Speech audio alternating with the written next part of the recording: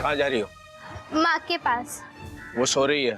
पर मुझे उनसे मिलना है। अभी नहीं मिल सकती, बाद में आना। लेकिन मुझे उनसे अभी मिलना है। मना किया ना, कहा ना वो सो रही है। मुझे पता है वो नहीं सो रही है, मुझे उनसे मिलना है।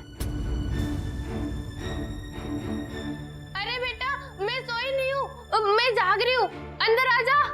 हाँ। ये मनहूस न जाने कब पीछा छोड़ेगी, सारा दिन ऐसे ही चिल्लाती रहती है। अब मैं जाऊँ अब मिलने? आजा।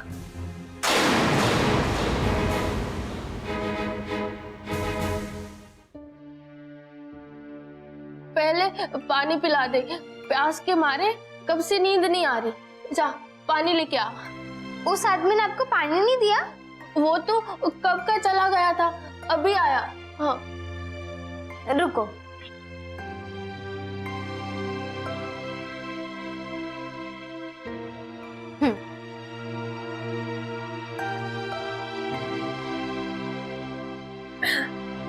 बस? तुम कहाँ गई थी? मामा स्कूल गई। मैं कब से तुम्हारा इंतजार कर रही हूँ, मुझे यहाँ से ले जाओ, मुझे यहाँ नहीं रहना। माँ मैंने तुम्हारे यहाँ से जाने का पूरा बंदोबस्त कर लिया है। क्या सच में? मैं यहाँ से निकल जाऊंगी, आजाद हो जाऊंगी? हाँ? कौन आजाद होना चाहता है? मैं यहाँ से आजाद हो जाऊंगी, यहाँ से चली जाऊंगी। क्या बकवास कर रही हो? कैसे जाओगी? ये रस्सी खोलकर? हाँ हाँ ये रस्सियाँ खोल के मैं चली जाऊंगी। माँ तुम क्या बोल रही हो? क्यों? हम रस्सी खोल के यहाँ से नहीं जाएंगे? क्या तुम दोनों का यहाँ से भागने का इरादा तो नहीं है? अरे चाचा, आपके होते हुए कोई ऐसे सोचने की हिम्मत भी कैसे कर सकता है? हाँ ये भी है। और मैंने सुना है कि आप यहाँ से 2-4 दिन की छुट्टी लेने वाले हो। तुम्हें कैसे मालूम? तुम्हारे इरादे नेक नहीं लगते। अरे चाचा, वो आपकी भतीजी है ना, हमारे स्कूल में पढ़ती है, स्कूल में पहला नंबर भी लाती है, उसी ने बताया है, और आपकी तारीफ भी बहुत करती है वो। अच्छा क्या क्या कहती है? तुम जाओ यहाँ से, हम दोनों माँ बेटी की बातें मत सुनो, जाओ। अरे बिटिया इतनी अच्छी बात बता रही थी, बीच में टोक दिया। माँ अब तुम मेरी बात सुनो, ये किसी को मत बताना कि तुम यहाँ से जा रही हो। अच्छा किसी को नहीं बताना था, मैंने तो उसे बता दिया। अरे सुनो, मैं कहीं नहीं जा रही, मुझे कोई नहीं ले जा रहा, मैं ये रस्सी खोलकर भी नहीं जाऊंगी। हाँ, हाँ मैंने उसे बता दिया कि हम कहीं नहीं जा रहे। हाँ? अब सुनो, किसी से कुछ मत कहना। और ये देखो, ये क्या है? तुम्हारे इलाज की चिट्ठी। इलाज? हाँ, तुम्हारा इलाज होगा और तुम जल्दी से ठीक हो जाओगी, और तुम्हें तो ऐसे बांध के भी नहीं रखेगा। सच? हाँ। अब जल्दी ही माँ को 15 दिन बाद लेकर निकलना होगा। और सुनो माँ,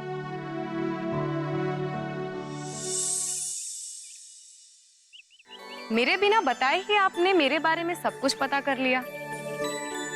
मेरे पिताजी को कब से जानते हैं आप? मैं तो यहाँ कई सालों से काम कर रहा हूँ।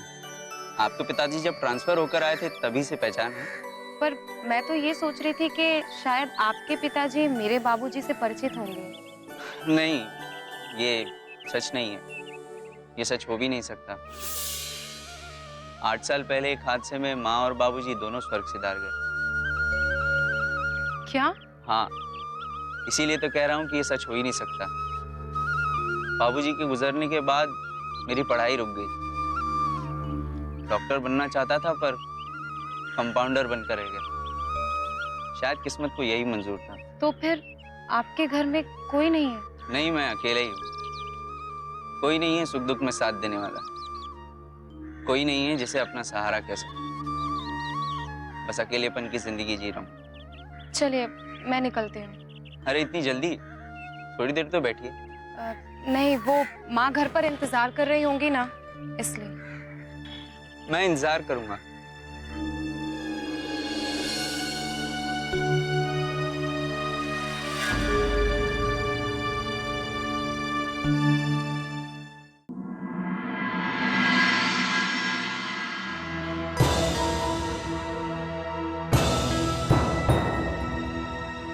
मैं पूछती हूँ, आप बच्चों को ये कौन सी सीख दे रहे हैं कि किसी के भी साथ कैसा भी बर्ताव करो और उसका पछतावा तुम्हारे मन में बिल्कुल ना हो? आखिर क्या सोचते हैं आप इस बारे में? मैं क्या सोचता हूँ ये तुम्हें बताने की जरूरत नहीं है। मैं तो तुम्हारी सोच पर हैरान हूँ। कौन सी सोच पर?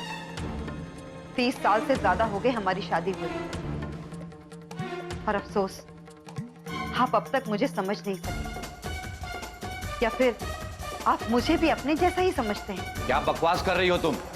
मेरे जैसा मतलब? अब कोई मतलब बाकी नहीं रह गया है। मैं तो बस इतनी कोशिश कर रही हूँ कि आपके मन में भोगी और काकसी के लिए थोड़ी सी हमदर्दी तो पैदा हो।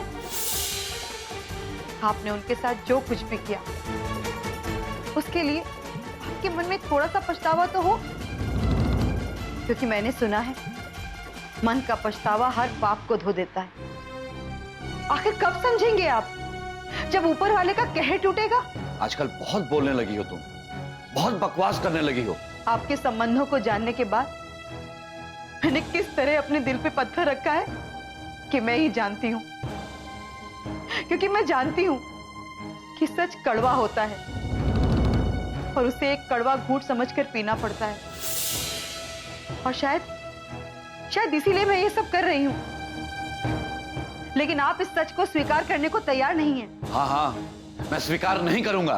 अरे दुखियों की आह तो लोहे को भी भस्म कर देती है। राजे रजवाड़े मिट्टी में मिल जाते हैं, उनका नामो निशान मिट जाता है। ऊपर वाले ने आपको प्रायश्चित का एक मौका दिया है, कर लीजिए प्रायश्चित। और आपका ये प्रायश्चित करा के मैं कुछ और नहीं, अपने पत्नी धर्म का पालन कर रही हूं। आपने तो ये कभी नहीं सोचा होगा, लेकिन जरा सोचिएगा। आज चाहे आप मेरी इन बातों को भुला दीजिए, लेकिन मरते वक्त आपको मेरी एक एक बात याद आएगी कि आपने एक मासूम की जिंदगी तबाह की। क्या जवाब देंगे आप ऊपर वाले को? अरे किसी और से नहीं तो ऊपर वाले से तो डरिए। आप अपने दिल पर पड़े इस बोझ को नकार सकते हैं, लेकिन उतार नहीं सकते। और शायद इसीलिए मैं ये सब कर रही हूं। अब भी मान जाइए तो शायद ऊपर वाला हमें क्षमा कर दे।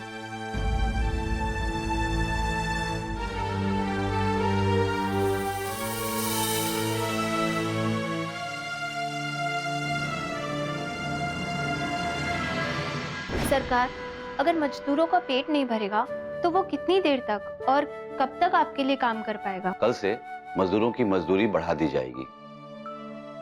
तुम्हें अगर किसी चीज की परेशानी या तकलीफ हो तो मुझे बताना जरूर। मैं कभी तुम्हें कोई चीज की कमी नहीं होने दूंगा। सरकार, मैंने एक बार नहीं, बार बार तुम्हें अपने दिल के अंदर पाया है। जब भी अपने दिल के अंदर झांका है तुम नजर आई हो।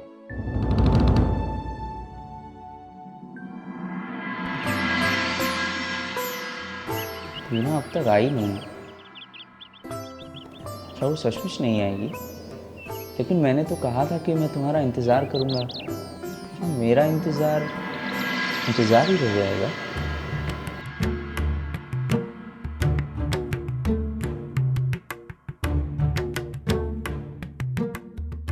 उसके इंतजार से मुझे क्या लेना देना? वो मेरा इंतजार करेगा तो करता रहे, मैं क्यों मिलने जाऊं उससे? वो इंतजार कर रहा होगा ये सोचकर कि मैं परेशान क्यों हो रही हूं। पर मैं क्यों सोच रही हूं उसके बारे में? कहते हैं कि दिल की आवाज़ सीधे दिल तक पहुंचती है। क्या मेरे दिल की आवाज़ उसके दिल तक नहीं पहुंची? नहीं, ऐसा नहीं हो सकता। मेरा दिल कहता है वो आएगी, जरूर आएगी।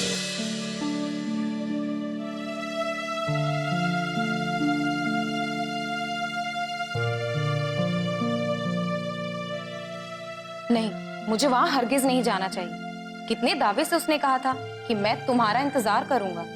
ये भी कोई बात है? लेकिन उसकी आवाज में एक विश्वास था। क्या उसके विश्वास के लिए मुझे चले जाना चाहिए? तुम चाहे जितनी देर करो, लेकिन तुम्हें आना तो पड़ेगा। मेरे दिल ने तुम्हें आवाज़ दी है, तुम्हें आना तो पड़ेगा, फिर चाहे मेरा इंतज़ार कितना भी लंबा हो जाए।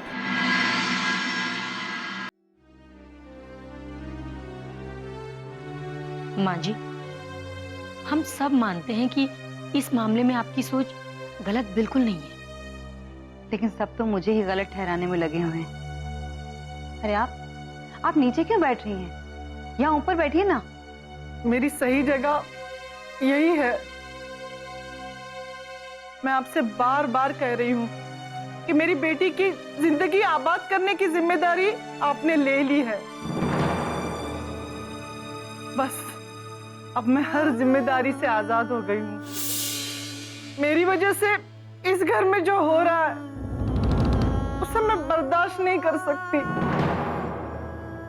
देखो, हिम्मत से काम लो, तुम्हें न्याय मिलेगा। मुझे न्याय मिल चुका है। मुझे आप जो मिल गई, मुझे सब कुछ मिल गया, लेकिन मैं इस घर में नहीं रहना चाहती। इस घर की सुख चैन की दुश्मन मैं नहीं बनना चाहती। मुझे यहाँ से जाने दीजिए। मैं यहाँ किसी को बदनाम करने नहीं आई, ना ही किसी के सम्मान को ठेस पहुंचाने आई हूँ। अगर मेरी वजह से इस घर के सम्मान को ठेस पहुंची तो मैं खुद को माफ नहीं कर पाऊंगी। मैं इस घर को दुआएं देकर जा रही हूँ। ईश्वर आप सबकी खुशियों को सलामत रखे। इस घर को किसी की नजर ना लगे। बहू रानी, रामेश्वर से कहना मुझे किसी से कोई शिकायत नहीं है। मैं वादा करके जा रही हूं, मैं मर जाऊंगी लेकिन किसी के सामने इस घर की सच्चाई को नहीं आने दूंगी कि इस घर से मेरा कोई नाता है। मैं वादा करके जा रही हूं। नहीं काकसी, तुम ऐसा नहीं कर सकती। मुझे जाने दीजिए। आपका दुख मेरी सबसे बड़ी सजा बन जाए, उसके पहले मुझे यहाँ से जाने दीजिए।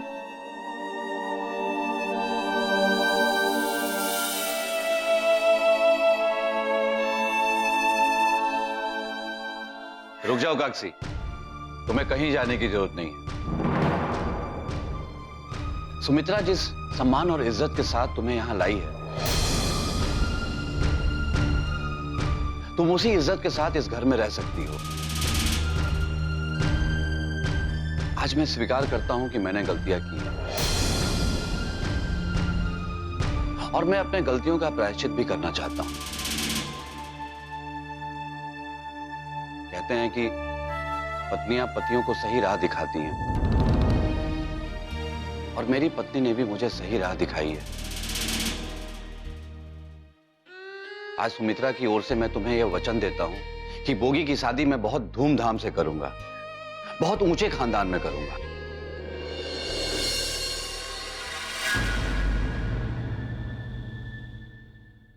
अभी हम तुम्हारे ही बारे में चर्चा कर रहे थे। क्या बात है माँ? अरे तुम्हारे रिश्ते की बात चलाई है इन्होंने। कल लड़का आ रहा है तुम्हें देखने, और अगर रिश्ता जम गया तो जल्दी ही शादी भी हो जाएगी।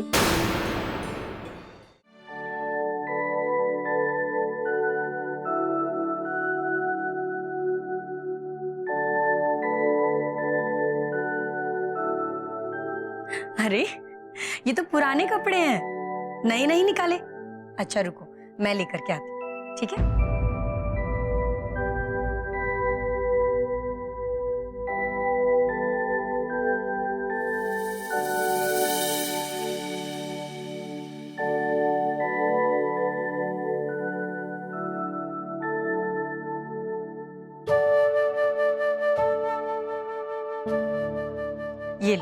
इनमें से जो तुम्हें पसंद हो वो तुम पहन लो और ठीक से तैयार होकर भी आ जाना।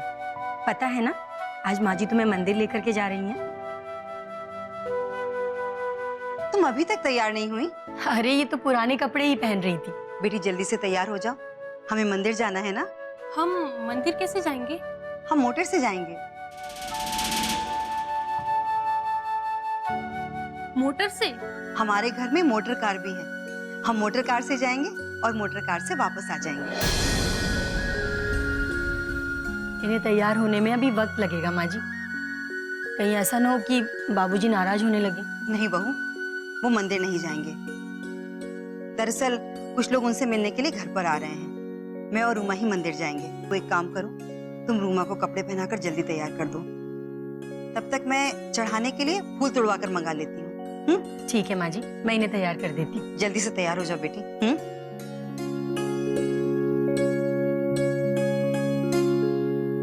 अच्छा बताओ, इनमें से कौन सा कलर तुम्हें पसंद है?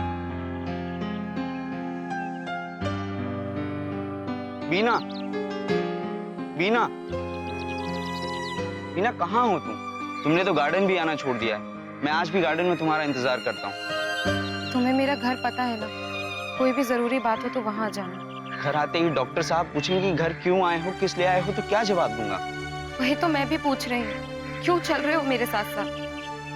लगता है तुम नाराज हो। ऐसी क्या बात हो गई कि इस कदर नाराज हो गई? यहाँ मैं तुम्हारी यादों में मरा जा रहा हूँ और तुम हो कि मुझे भूल कर भी याद नहीं करती। अब इन बातों का कोई मतलब नहीं है रतन। मैं खुद चाहती हूँ कि तुम मुझे भूल जाओ। भूल जाऊं?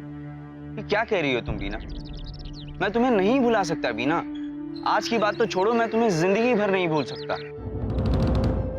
मैं तुम्हें चाह कर भी नहीं भुला सकता बीना। बीना, प्यार कोई मजाक नहीं है और ये बार बार भी नहीं होता। मैंने तुम्हें जब भी देखा है एक जीवन साथी के रूप में देखा है और तुम मुझे तन्हा छोड़ देना चाहती हो। मेरी सच्चाई भी तुम हो और मेरा सपना भी तुम हो बीना। क्या सोचने लगी बीना? सोच रही हूँ कि सपने वाकई टूटने के लिए होते हैं। हमारा सपना साकार होगा। मैं उस सपने के टूटने की आहट सुन रही हूँ रतन। मुझे माफ करना। शायद हमारे रिश्ते की उम्र इतनी ही थी, हम एक दूसरे को भूलना ही होगा। मैं किसी भी हालत में अपने माँ और बाबूजी को दुखी नहीं कर सकती। तुम क्या कह रही हो? मेरी समझ में नहीं आ रहा है बीना। मैं ये कह रही हूँ कि आज मेरे बाबूजी ने कुछ लोगों को रिश्ते के लिए बुलाया है और इस रिश्ते के लिए मैं चाह कर भी उन्हें मना नहीं कर सकती।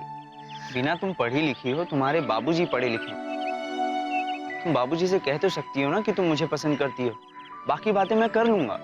आज रिश्ता तय करने लोग आ रहे हैं और मैं बाबूजी से ये कहूं कि मैं किसी और को पसंद करती हूँ? नहीं रतन, ये मेरे बाबूजी की इज्जत और सम्मान का सवाल। उनके प्यार का बदला मैं ये नहीं दे सकती। मैं उनसे ये नहीं कह सकती कि जो सपना उन्होंने मेरे लिए देखा है, उस सपने को तोड़ने का सपना मैं देख चुकी हूँ। मुझे माफ करना रतन, अब हमें एक दूसरे को भूलना ही होगा।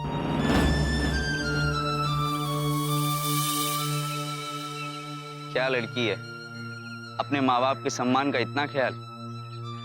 मुझे गर्व है तुम पर बीना।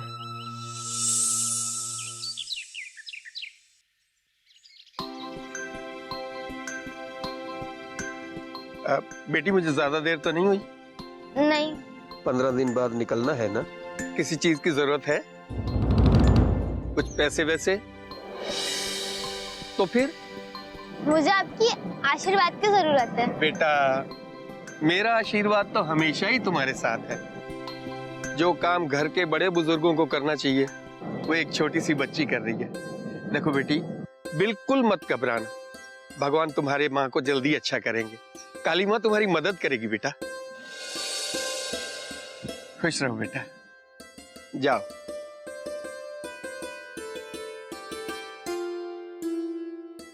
लोग गलत कहते हैं, बेटियां बोझ होती हैं।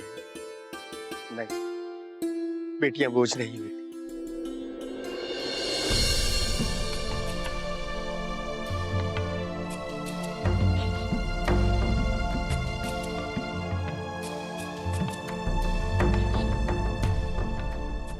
बस 15 दिनों की ही बात है। तब तक इस राज को राजी बना रखना होगा। किसी को भी पता चल गया तो ये काम नहीं हो पाएगा। हे माता रानी, कृपा करो। मारो, मार दो।